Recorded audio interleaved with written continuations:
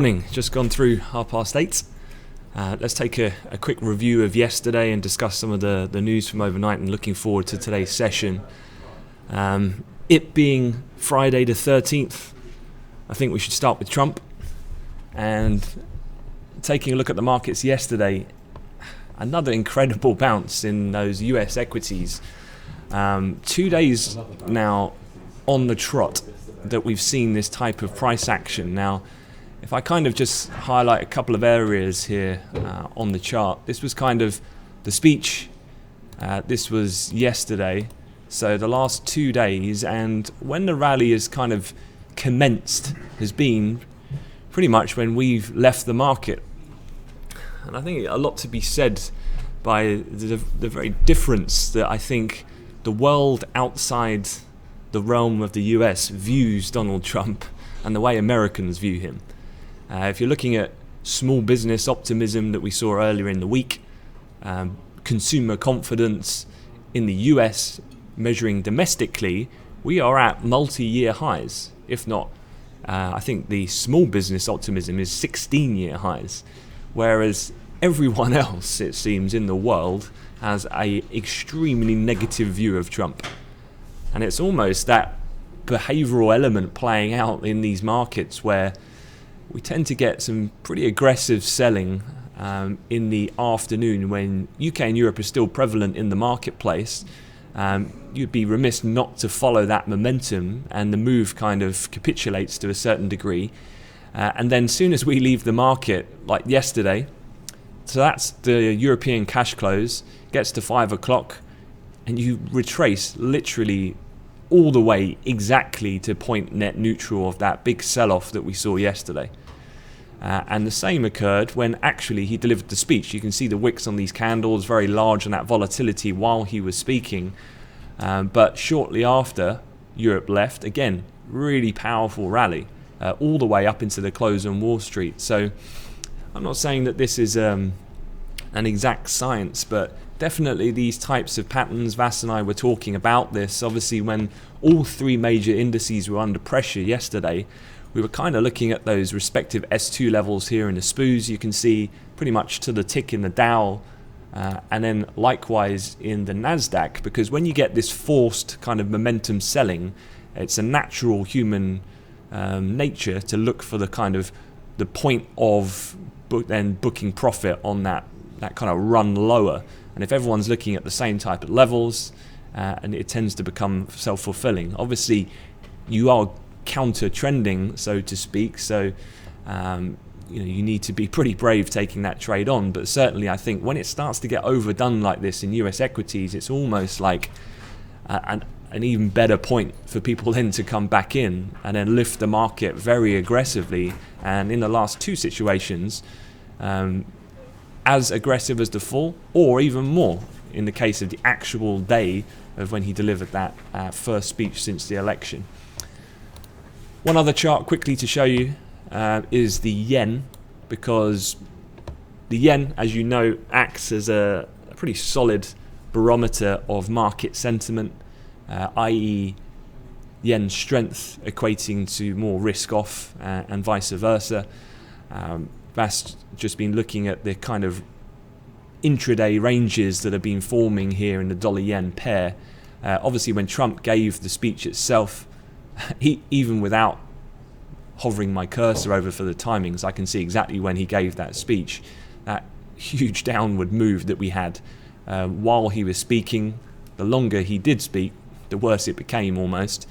But you can see there that those lows that were seen overnight on the 10th, then in the afternoon in the European session, we broke that. Obviously, we came back and now it's this range we're looking at here. We're sitting just above pivot, but that 114.32 up to around that 115 handle, which was also those lows, as I say, back on the 9th and the 10th respectively. So I think worth keeping an eye on that as a range, but then also as a benchmark of how the market is feeling as we go through the session, because certainly the Trump digestion is still ongoing, I would say, at this point in time.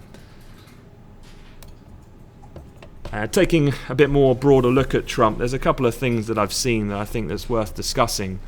because some of the questions that I had yesterday were about, do I think Trump is going to last? And one of the things I was thinking was how the market, from a psychological point of view, dealt with Brexit, and it feels a little bit similar. And the thing I'm going to talk to you about is the Kubler-Ross model. Now, some of you might be familiar with that, but this is certainly what it felt like after Brexit, and it almost feels similar through the stages that we're going through at the moment. The first being, well, in a broader context, this is how us as people deal with the 5 stages of grief. 1, the first initial human reaction is denial. This cannot be happening. Why is this happening? Can't believe that Trump's doing it. I don't believe it. And that was kind of how it felt with Brexit. Then it turns to anger. If you remember, shortly after, you're over the shock, which I know Vas always brings up, the morning he walked in of the morning of Brexit. He looked at me and just said, "Are you feeling all right?" And just because of the shock on my face. So that was kind of the denial stage. Then the anger, you saw that pretty quickly in New York City, that violent protesting almost, where they started right outside the Trump Tower. Then it goes into kind of bargaining. Well, we shouldn't have been in this stage in the first place. What should we have done better? Then we go into depression, and then eventually acceptance. And it's the 5th one that I think is important. Now, the market, I'm not denying, has had a very severe reaction to Donald Trump talking midweek. And I do think that does bring about some consideration or elevation, if you like, of the implementation risk, which we've been talking about for a number of weeks. But I don't think it's a case of he's not going to last. I do think he will last. And I do think that the market will move to stage 5 at some point. Much like Brexit, now people aren't talking about we need another referendum. That might arise. That's not certainly a completely improbable event, but we've kind of accepted it now. Now it's about moving on and dealing with it. It's kind of like this phrase here. It's going to be okay. I can't fight it. We might as well prepare for it. That's kind of very much the essence with I think a lot of the Remainers feel with Brexit, but certainly I think that will move on to Trump. What I'm saying by that is that I think as tradable events at the moment, anytime Trump speaks,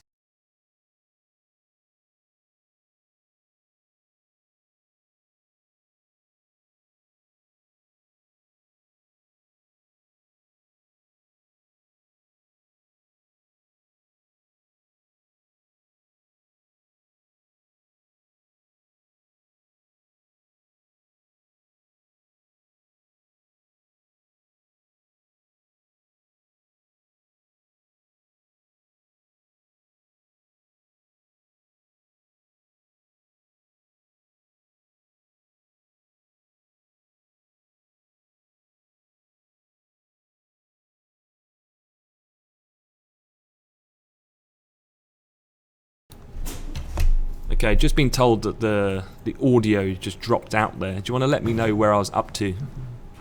I'll go back about a minute or so.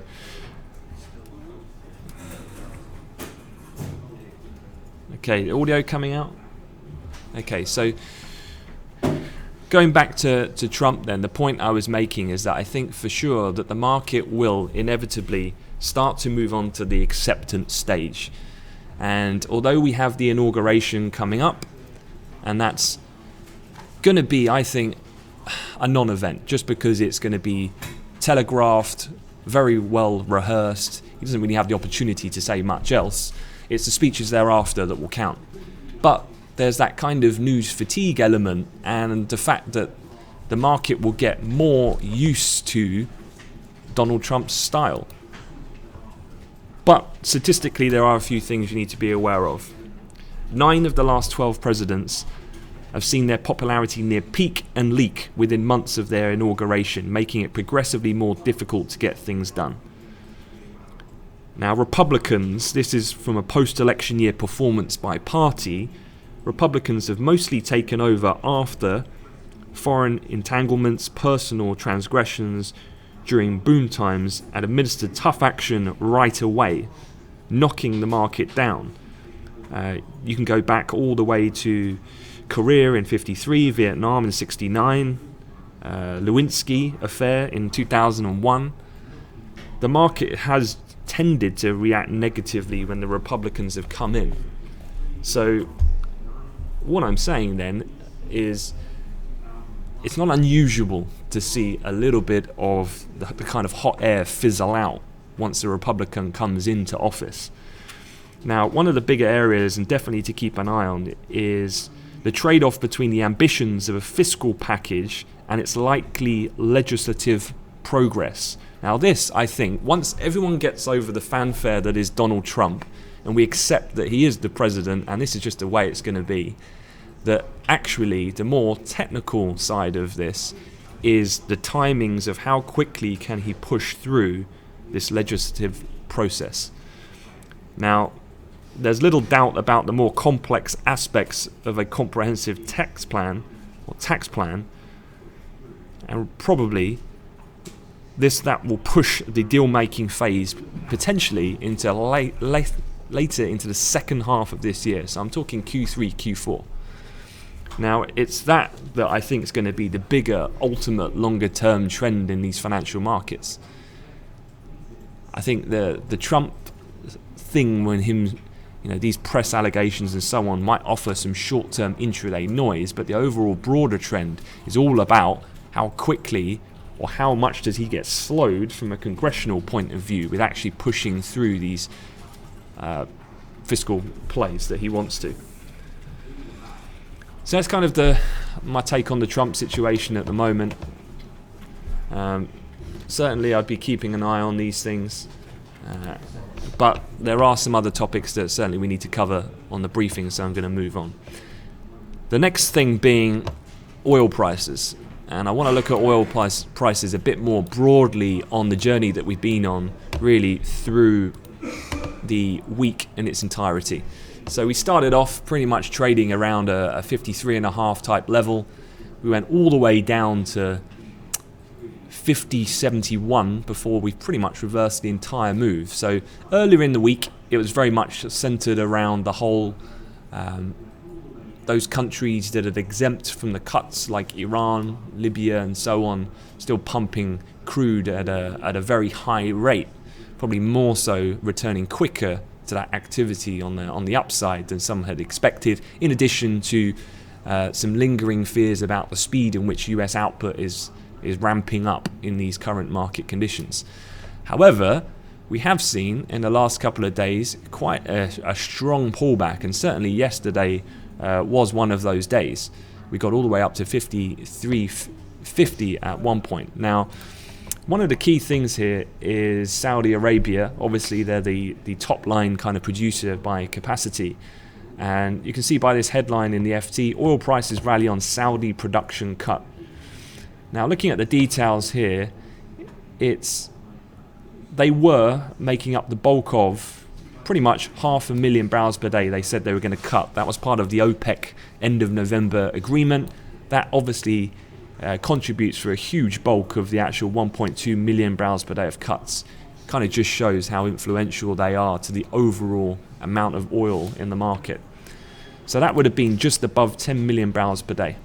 However, what Mr. Farley, the oil minister, said yesterday was that Saudi Arabia have already exceeded that target and is now pumping just below 10 million. That output then implies a reduction of more than 625,000.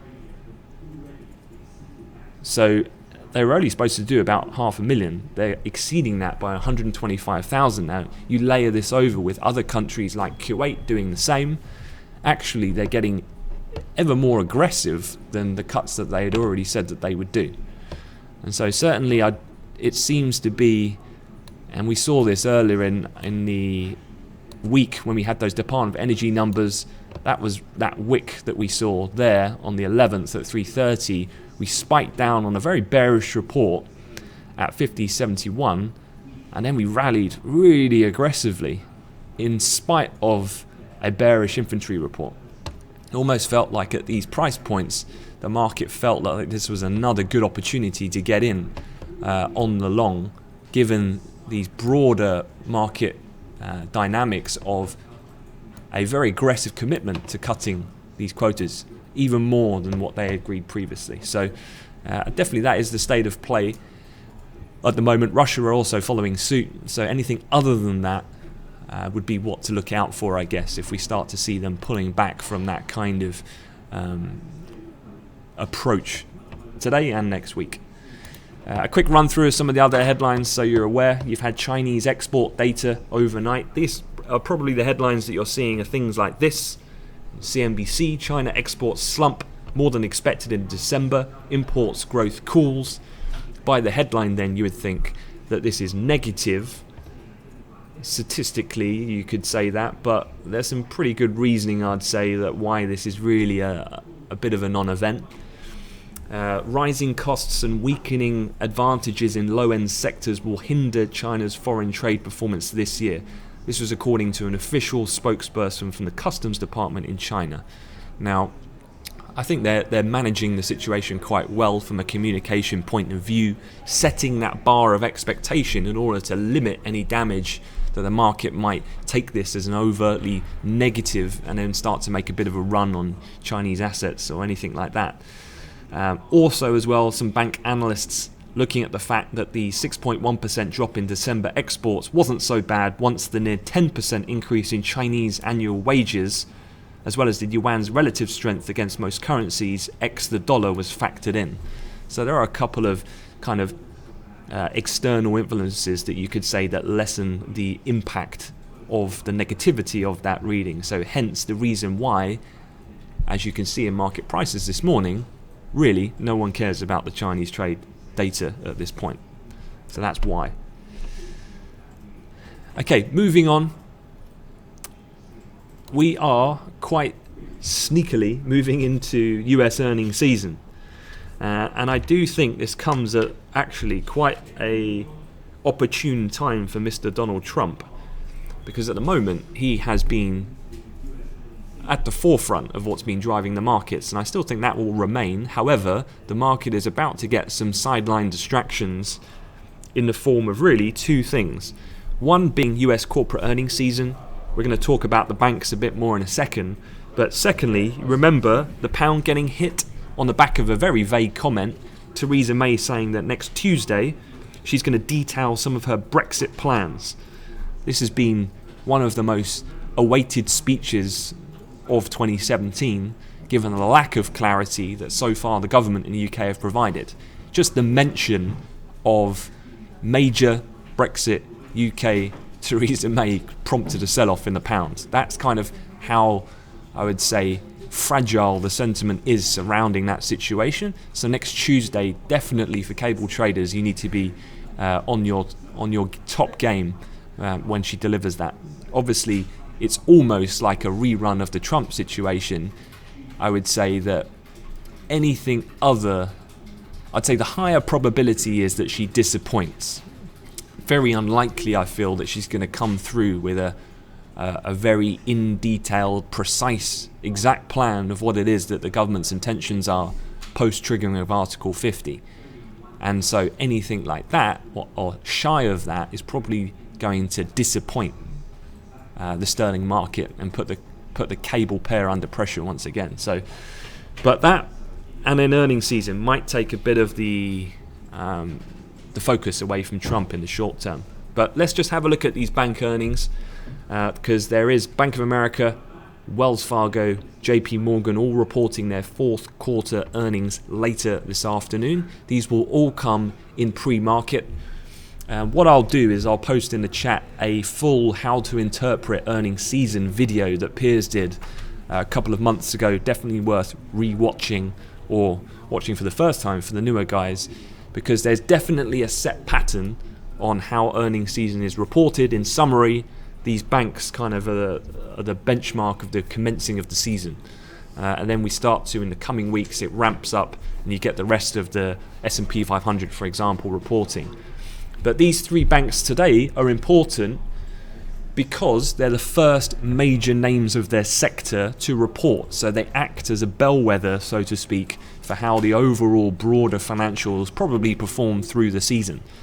So irrespective of the facts of like MS, Goldman's, and so on, actually, you're probably going to get the sector, an in-depth look from just these three names that you're going to get in a few hours' time.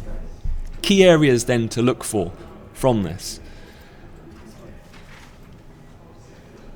A brighter trading. So actually, this has been a real weak spot of banks throughout the last couple of years. I guess the strong increase in financial regulation post-crisis has limited the bank's trading capability to some respects, particularly the downsizing of the proprietary element, for sure. But actually, given some of the big events that have occurred in the last 12 months, i.e. Brexit and the US election and Trump, that has actually caused a lot of portfolio remanagement, let's say, and that has created then chance for these banks to generate money through sales trading. We're going to talk about it a bit more here in the interest rates, but you can see here on this graph that I'm showing the performance of the bank stocks ever since Trump came in. You know, looking at most of them, they were all centered at around this $100 level, and we rallied up to 120, up to near 140 in the case of some of the names like Goldman's, for example. One of the things here is that a more aggressive Fed was the main reason why analysts have been looking at the revisions that they've had, earnings estimates to the upside for US banks. Obviously the margins being minimal given the near zero interest rates that we've had in effect from the Federal Reserve for an extended period of time. And so actually the increase of US economy and any fiscal boost it gives to growth for the US economy overall is going to mean higher interest rates, and that's beneficial for these bank stocks, which have already started pricing in that effect, given that the dot plot projections are pricing in 3 interest rate hikes for this year. Credit quality's had a little bit of airplay about potential signals of some fragility in credit card receivables, car loans, commercial real estate deterioration, but I would say much of this is to be monitored, but in its infancy and seen as fairly benign at this particular point in time. Litigation risks are actually still ongoing, but again, this kind of falls into that remit of, I guess, the desensitization of bad news. I think people are very accustomed now to seeing multi-billion litigation charges against these banks' names. The bank stocks, I must say, if any of you who don't trade earnings season, are absolute magicians at either talking the market down in terms of the expectation so that they can exceed the kind of benchmark street estimate, and also iteming one-off charges, and so that accounting wise, with a bit of trickery, you can kind of discount these multi-billion legal fees, if you like, and actually they can kind of twist it that they outperform. As a rule of thumb, I would say bank stocks typically always outperform the street estimate. So really, if you get a worse than expected reading later today, that will be quite big news if that does occur, because it's unusual. Okay, so that's the kind of situation with the bank earnings. Definitely be looking out for those later. This is going to be really important. Obviously, it's looking forward. These are going to be really key metrics, particularly if this corporate tax rate starts to come in. If Trump can push corporate tax rate to 20%, hypothetically from 35%, that could deliver double-digit rises in profits for big US banks. So obviously a lot of their performance going forward, if you're an investor in that sector or a single stock, is riding on that Trump kind of administration pledge to some degree. Okay, quick look at some other things to be aware of today. On the calendar, you've had the Chinese data. As I said, it's a bit of a non-event. As I said in the chat room earlier this morning, today is about the US session. So when I look at the the performance of your trades today, what I want to be seeing is, looking at the charts at the moment, not a great deal is going on. And if you look this afternoon, you've got US retail sales, PPI, all coming out at 1:30. You also have the US bank earnings coming out around the same time. And then you've got University of Michigan sentiment, the preliminary, so the more important for January reading coming out. So there's at least 4 or 5 potential catalysts for market activity that are going to occur later in the US session. So keep that in mind when you're strategizing about where it is you want to put your kind of allocation of resource during the trading day. You're probably going to get better opportunity later. Quick look at the data. US retail sales was edged up 0.1% previously, so that was a little bit weaker last month than the 0.3 that was expected. From a Michigan point of view, that number has been unbelievable, I would say. The last reading at 98.2 was the highest reading since January 2004. Don't forget, this is all post-Trump. And that was an exceptionally strong reading. Again, Michigan is the index of consumer expectations, focusing on 3 areas: how consumers view prospects of their own financial situation, how they view prospects of the general economy in the near term, and their view of prospects for the economy over the long term. And that means that in the US, those consumers are the most positive that they've been since January of 2004. I would say statistically, I would expect probably a little bit of a pullback on that number today. And then we're also looking out for PPI. So the producer price index is also key given the close monitoring of the inflation situation by Federal Reserve members. I would say that given the move higher in crude oil that we've had over the surveyed month, I'd be expecting a pickup in PPI numbers. That would not be massively surprising. So that's kind of what's the overnight news wrap and what to look out for today. So enjoy your session, and we'll catch you all in the chat throughout the day. Okay, guys, have a good day and enjoy your weekends.